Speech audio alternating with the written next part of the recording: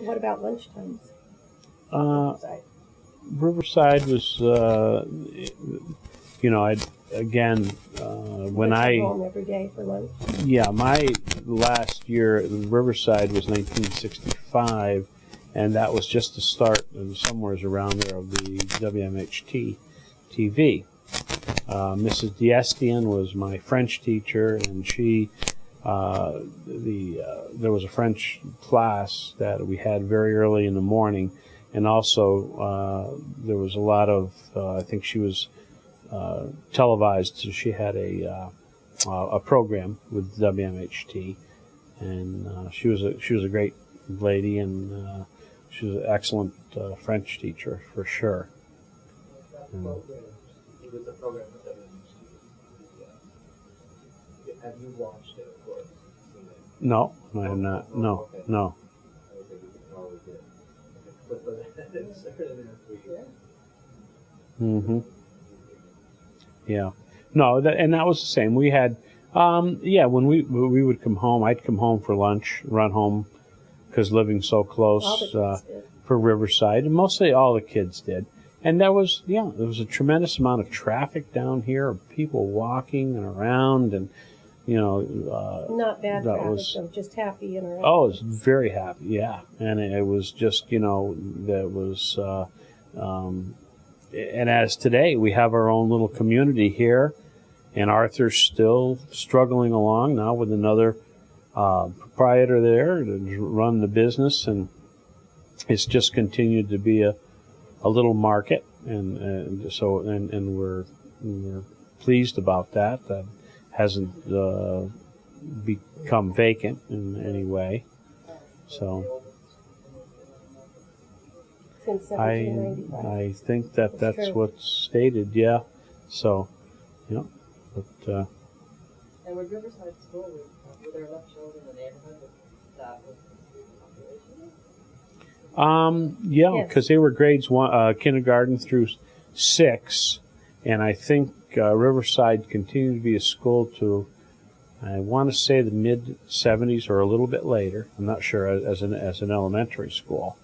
And of course, you have areas that when we think of the Stockade and the historic district, we sometimes don't think of the other area on Lower Front, such as Monroe Street, and of course that also added to the student population at the school, and at that time it was not only from here, but it probably drew students from Upper Union, Knott Street, to the elementary school. In fact, there were so many children. Helen and Teresa had lived down near the school, and the residents had asked the school district to put up a fence because the kids would get out of school and come charging through the gardens and eat what was in the gardens. And they wanted to protect their gardens, so they had contacted the superintendent to have fences put up. So there were lots of kids. Mm-hmm. Another thing I was talking to you with a student there said that sometimes the classes they would just take Our gym class was down there, yeah, because we would. I remember the first time we did that 600-yard run and walk. That was a challenge for everybody because you're not used to, especially when you're in 4th and 5th grade. You're not. So they would bring us down and we'd run through the park, and most of the times you just complete it by running. But it was I can remember that very clear. There was a lot of fishing along the river. Yeah, sometimes you'd catch carp as big as I was, or they were pretty big fish, and we'd go over to Mastriani or one of the bakeries and get some dough, and then that was probably one of the best things to catch carp with, that or cornmeal. And we would fish along the river there, and there were some big fish pulled out of there. As a child, I thought they were pretty big. Yeah.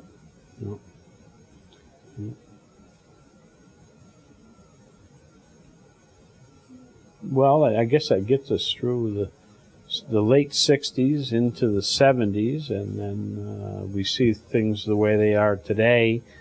I think I think our areas still remain, the character of a historic district. We're thankful for people that have been preserving their homes and working diligently on them, and I think that they're to be complimented for that. I think sometimes it becomes a labor of love, and it consumes a lot of time and a lot of money, and so we're thankful for our own little area here. And I'd like to see a little more activity, though. There used to be boats down on the river and people ice skating, and there used to be a lot more interaction with people and living outside and sharing of life. And I'd like to see that. That's right, but I think in the way things are today, people get so busy in their own life, whether they're bringing up children or just the work. With two individuals working and try to, with the economy and things the way they are, there's not always a lot of time for social activities. And I think... just by chance, that people would be out, but it doesn't mean they're responsible. But were there also like organized, neighborhoods? There was a women's club and a garden club. Right. There was, Historical Society was really big. Right. And then there was all the men's organizations. There was Knights of Columbus and Shaughnessy Hall. That's right. Oh, yeah. And frequent dances and church suppers. You're exactly right. You Shaughnessy Hall, and they would have bingo, and they would have dinners down there. And then, of course, that building is now gone. It's the parking lot that's adjacent to the Knights of Columbus. There was another, and that was a newer building. That's now a parking lot, but that used to be that used to be pretty active. That brought a lot of people to the really big. Very much, yeah, in the 50s and 60s. But I think we got to remember too that there was a Mohawk Club for old men, which is now the Stockade Inn, and that was the Gentleman's Club. And it had been Mohawk Bank before that. It had been after it was the bank. In fact, they used to have when it was first built, there was a man with a shotgun who sat and stayed up all night watching the bank. He protected it. Yeah, and then it was the Old Men's Club. Mm-hmm. And in fact, they had one old man sitting in there who was there all the time. And they found him dead one morning. He had just fallen asleep and never got up. Yeah, I did. Well, you got to remember too that during the war, GE having 44,000 people there, and when it was time to leave at the end of the day, the end of Erie Boulevard was tremendous traffic coming out. Now when GE lets out with 2,000 employees there, they drift out one by one. So it's not. There was even at the main gate there. There was even a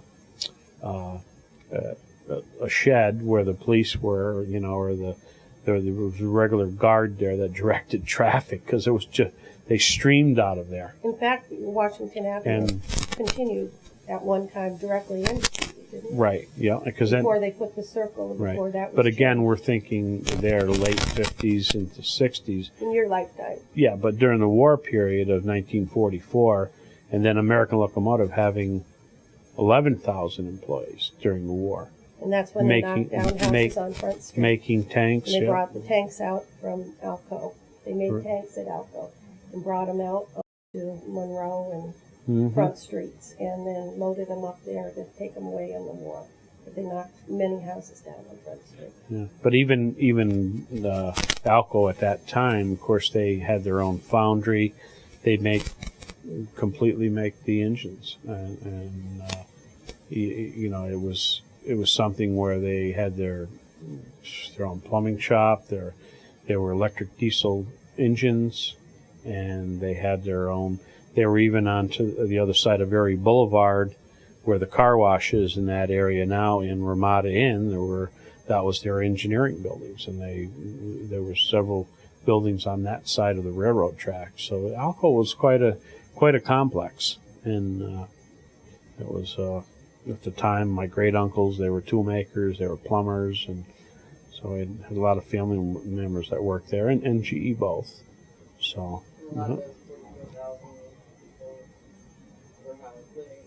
No, you know, that's another thing too. When you start thinking 44,000 people and 11,000 at Alco, they lived in surrounding communities. They didn't necessarily, but yet prior to that, areas of Mount Pleasant and Bellevue, all those houses that were built in those period, those people did work at GE. But then yet that other amount, you know, the 44,000 people that worked there lived in surrounding communities as well, you know, at GE and You know, I think of an Alco. interesting Stockade thing going back in time. The woods on Union Street, where Liberty Street is now, was woods. And the GE engineers used to do experiments back in there. And the fire department was frequently called because they would have fires from their experiments. And Simons was always making fires. And that's why they built the GE plot, is to get them out from down here with all the homes. Too many experiments, too many explosions. And they moved them up to the GE plot out of town and made their own little place where they could do what they needed to do. Without, it was a frequent thing calling them. Yeah, my memories of childhood were always pleasant with everything. I was just like, you know, You're still living on, like George Westinghouse lived on Union Street and had his business and all the grandeur that comes with these big companies. The people lived a large lifestyle on frequent teas, and that carried over into the 60s still. oh sure, Even though it was after the turn of the century, that the people who did the large living and the large inventions were still here in their offspring, so they continued the tradition of teas and parties exactly, and entertaining one another. right. And they would bring out their fine things. And we've kind of lost that now. We don't know. Harlow,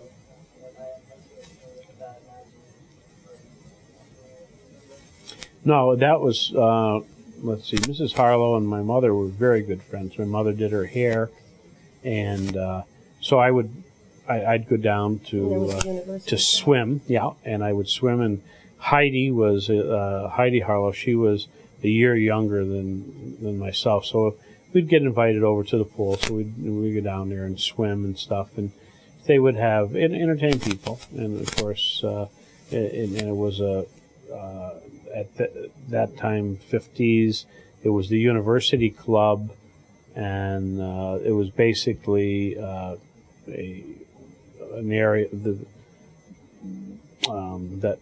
GE engineers would stay for periods of times, 2-3 weeks. My grandmother cooked for the Harlow family. She worked there for a few years for Mr. and Mrs. Harlow, and then she also cooked at Union. Oh, it's Showery. yeah. So when did that happen? Just now.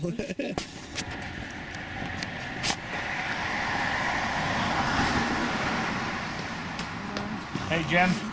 How we doing? Good. Is it all your fault that it's raining? I want to blame myself. It's probably my fault because I have the camera. I was That's why I'm not taking outside today. Oh, as long as this doesn't start pouring, we're okay. I don't think we're supposed to get that. no. Is that good? Well, I mean, the light is going to be. It's not optimal, but you know. So the information is the most part, because I can always come back and get pictures of houses. Oh, you know, sure, yeah. Sure you can. Well, let's just. Mommy's coming? Oh. No, she's not. Oh, she's not. Okay. Well, we can focus there, probably, that building. So. So you probably want to stand close to him at the time, right? Yeah, absolutely. Yeah, Okay, the building that's on the southwest corner, which is a newer building that was built probably around 1961. The reason that it's different from the other Victorian buildings is that the building that was there was destroyed by a fire in 1959, and it burnt to the ground. And then, of course, this was constructed, and the architecture and everything being not similar to the other buildings that surround. Okay. Yeah.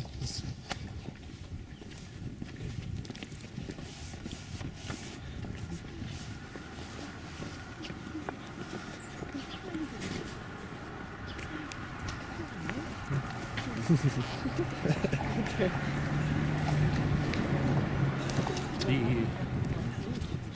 vacant lot that appears next, there was a building there. Yep. And that housed a shoemaker shop at one time. Frank the shoemaker, we're looking at dates in the late 50s and 60s. Now it's a parking lot, of course.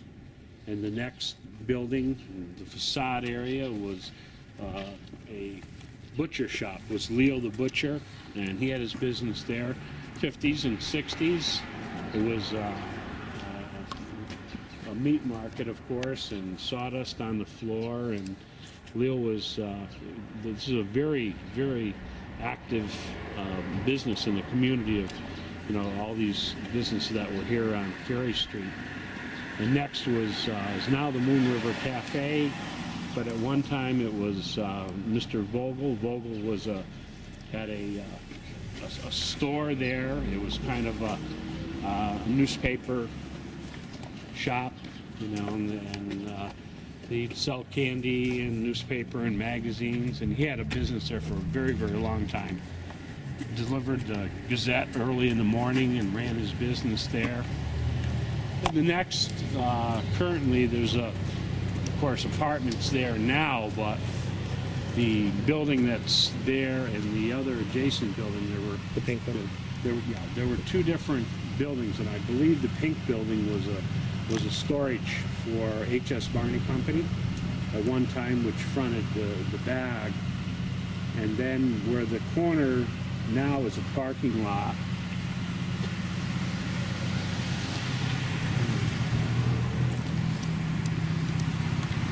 And on that corner was Kruger's store, and it was a grocery store, and it had a meat market and everything. So that was a nice thing for the community. And as we're walking down here, it was almost like a little village here. There was a little bit of everything.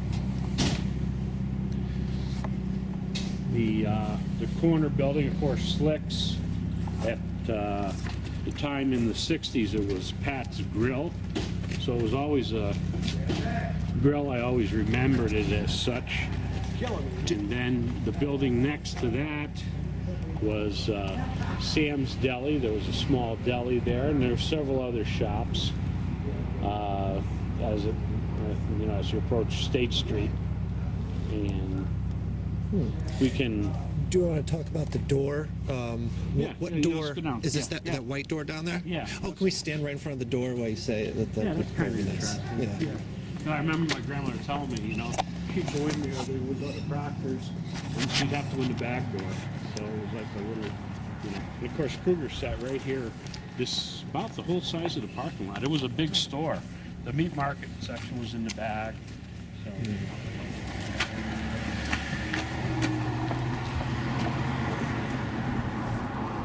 I don't remember too much about that one. Then the rear entry to the grill, they called, of course, a tap room at one time because of the beer on tap. But the women's entrance would be in the back with a little covering there, but that was always I do remember that as a child as well.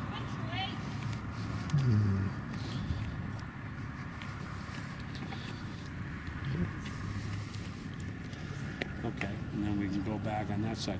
That building where the folks are coming out of, that building was a cleaners. Unita Cleaners is kind of like Unita Biscuit. Was a Unita Cleaners that was there, and that was a very active business, the cleaning business. And then these other fronts, my mother, then the next building, which is now an apartment building, in the lower section in the front was my mother's beauty shop. It was Glamour Beauty Shop. That's where she first started her business in the 50s. And it was later moved to the corner building in the basement. And then it stayed as a beauty shop for years and years and years. We have pictures. So I do have those. Yeah, I do. Actually, I got a real nice picture of this one. We can, Yes. Debbie can bring that down, but she had, there seemed to be a different window in the front, but it said right on there, it said Glamour Beauty Shop. So, yeah.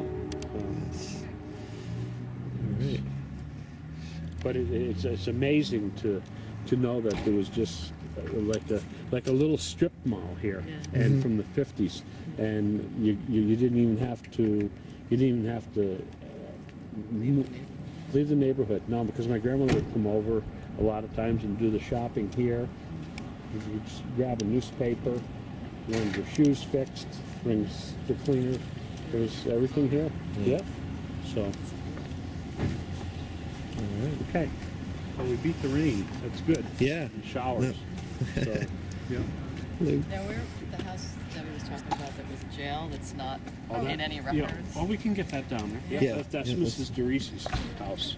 The one that's, Helen was, she worked for Kresge's. And Kresge's was like a Woolworths W.T. Grant. And she was a clerk there. And then her husband and my father worked American Locomotive, and I think Chris DeReese, was an engineer at Alpo. My father graduated from Union in 1935, and then he'd walk right down the street, and he had his first job and only job, and he stayed there till 1970 until I closed the door. So. Are you still filming? Yeah, of course. Okay. Okay. I don't want to say anything wrong now. No. We'll edit it out. Yeah. Okay. Yeah. No, but my mother, it's funny, she knew everybody because H.S. Barney was here, and my mother got very sick in 1963, so she died of cancer, and everyone knew her because they'd come over, and my mother said, "Well, Mary, I don't get off till 5:30." She said, "Well, come over, I'll do your hair." And she had the beauty shop right there in the basement. She'd work 10, 12 hours a day. She was a good beautician. She was very, very good. Yeah. And this was, you said this This was, was Mr. Vogel's newsstand. okay. And he had a nice, in the back section, he would sell candy, and in the front and both sides, he'd have newspapers and magazines, and he had the business there for years and years.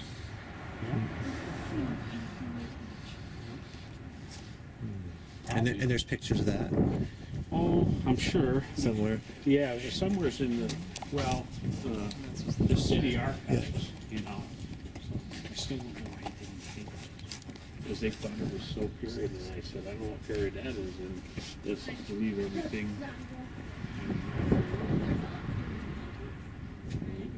Because I think they thought that was period. Huh. So, Okay. Yeah, I just thought they hadn't finished. no. Yeah, that's what I thought. No, they're going to leave it like that. Because they, in fact, they put some, I think they put some back in there. And all this kind of stuff, so we're just looking at.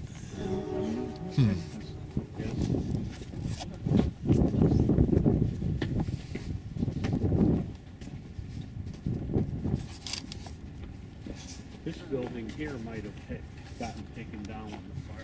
Yeah, that I don't remember. No, because I think the shoemaker shop was still here, and then, but this, of course, the building that was destroyed by the fire was at least 3 stories. And what was that? Apartment building. Yeah, they probably had several apartments in there. So.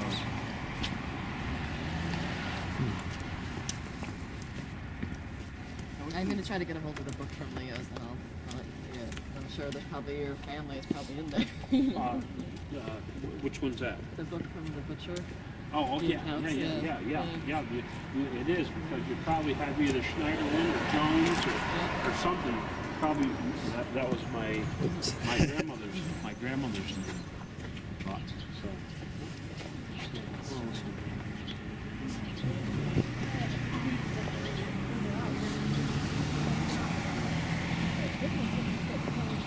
Right, Chai? You're getting it. Here you go. So.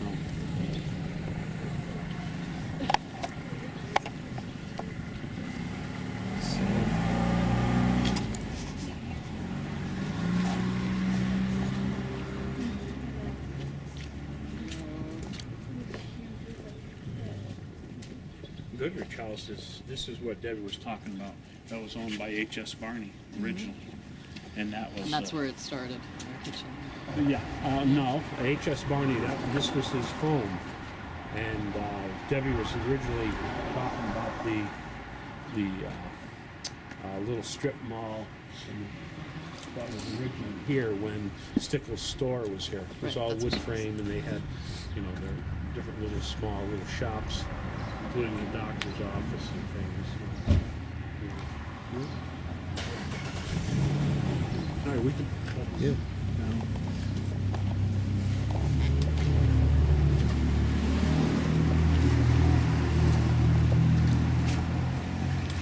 It's an interesting sky because it's not kind of nice.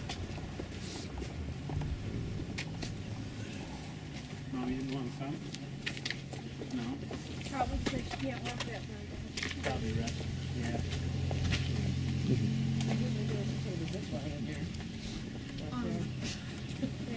You probably get a good angle, but that house is the one that Debbie was talking about that served as a jail. And that was, Oh, okay. That was the date of 1790. This is which one I'm looking at? The green. Okay. Yeah, and that was owned by the DeRisi family, Chris and Helen DeRisi. We used to And Helen passed away a couple of years ago, and apparently the house has either been sold or it's in the process of being sold, I guess. It is. Yeah. And that was an early time, early date of, yeah, I'd probably, the plaque says that as well, the date of 1790. And of course, these other two buildings, this building probably wasn't there at one time, and behind that building were tremendous, open areas of wheat fields, of course, and that was that early period of that.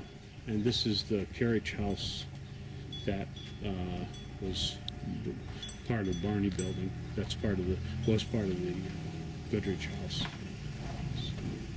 And that's a Harlow that owns that now. That's I think it's well, there's Suzanne and there's Sally, but I think Sally is the one twin that owns that now. That she lives there. They've got a great garden. One time that top part of the gate was open and they could peek in their garden. It's really beautiful. Mm-hmm. And Debbie said too, Jim and Werner's house was a ladies' dress shop, right? That's what she said. Yeah. There's a lot of pictures of this area of Ferry Street. So It's really amazing to learn that this was such a business district. oh yeah, really, yeah. At that time, it was like at State Street there were, in fact, the corner building here was built by Lehigh Young, and Lehigh Young had a piano business on the corner of State and Ferry. So, and that was they were the original builders of this house.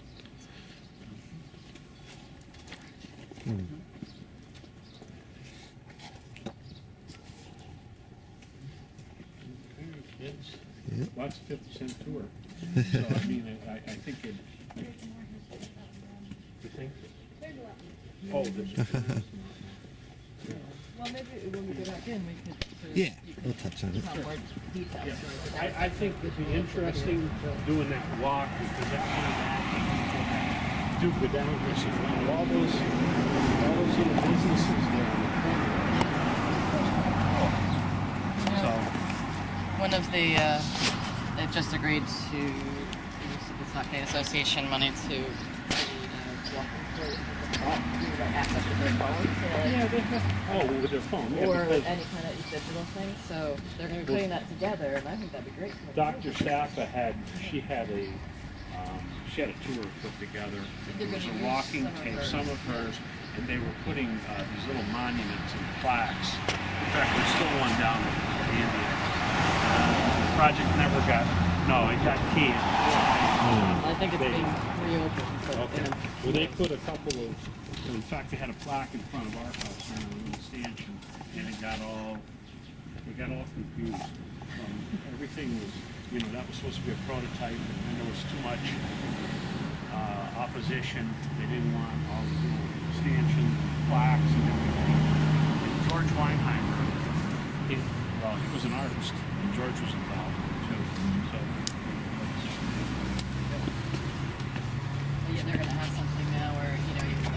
okay if I show them Go upstairs ahead. too? Okay, I'll show Sure, we're gonna be right here. them. Just remember we have a family, so we kind of live. This room I think is interesting. Look at how many doors there are. And since it was a sheriff who built the house, I think this was his office, and he could bring people in the front door, go out the back. He had closets, which were unusual. Yeah, these are all closets. Uh-huh. Well, one was for a maid's staircase for upstairs. But I can picture a desk sitting here Sure, yeah. and having people all over and interviewing people. Right, yeah, just come in right from the front. Yeah. So, all the doors, it's kind of different. Yeah, you don't see that normally.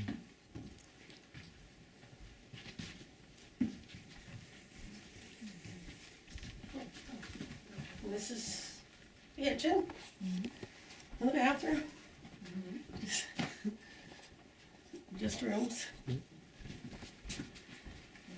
then It's a really cozy kitchen. our laundry room. You boys move that way. You've seen it before. That's right. I'll show you the backyard quick too. I would be curious, that's why.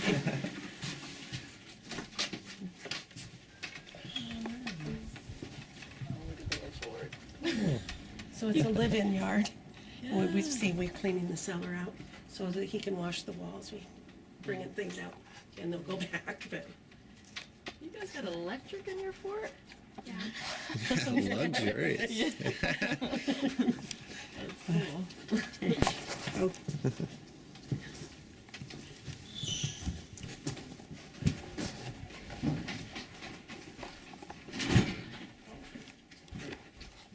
The year this house was built is the same year that candy hearts were invented. 1870. Interesting little fact.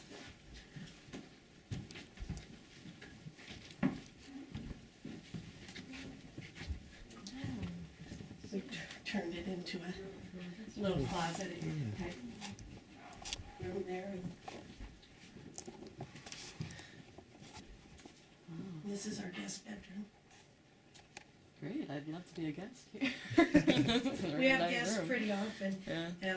And if you notice, like on the kitchen cabinets or here, we have things labeled so that when they come, they, you know, they don't feel like they have to look for things. Right. But like in the kitchen, it says like, here's the silverware. Yeah, just like the TV Yeah. remote. Yeah, yeah. Yeah, because we're That's great. kind of used to having a lot of company. So I'll show you upstairs.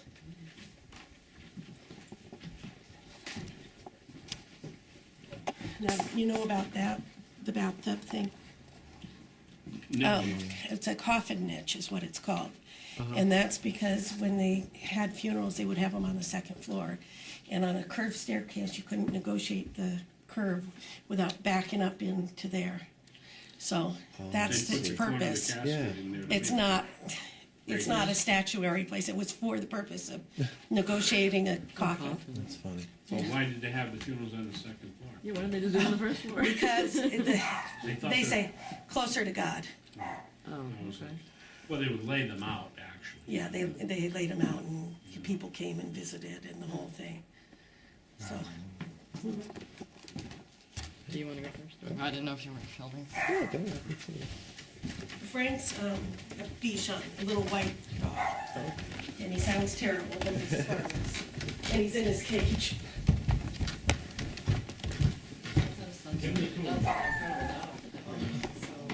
Thanks. So this is my office kind of area. I like that arch. Isn't that neat? Oh, wow. It's all plaster. Can you imagine doing that? No. And your arm, how tired would you get layer by layer? Oh my gosh. Yeah. That is really cool. It'd be incredible.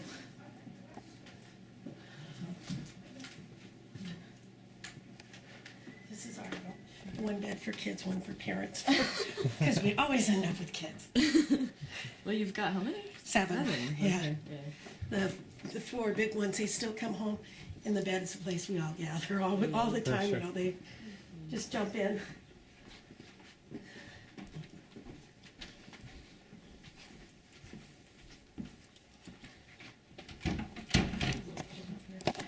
Yeah, he made it so that it could be a two-family, Okay. or a If you one-family. wanted, yeah. So, yeah. But yeah, that's great. You don't have to run downstairs every time you want something or up here or whatever, yeah. And since he's fixing the ceiling down there, Oh, we can use this. and this we're using up here. Plus, I homeschool, so here's our nap room.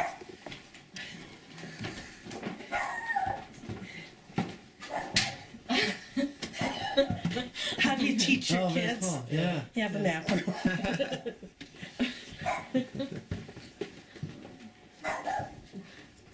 Back there is we have an older son living with us, and that's like a extra apartment Okay. there.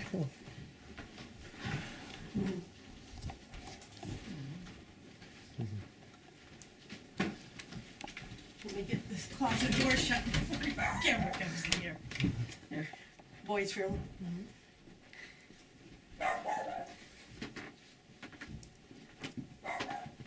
And this is Sarah's room.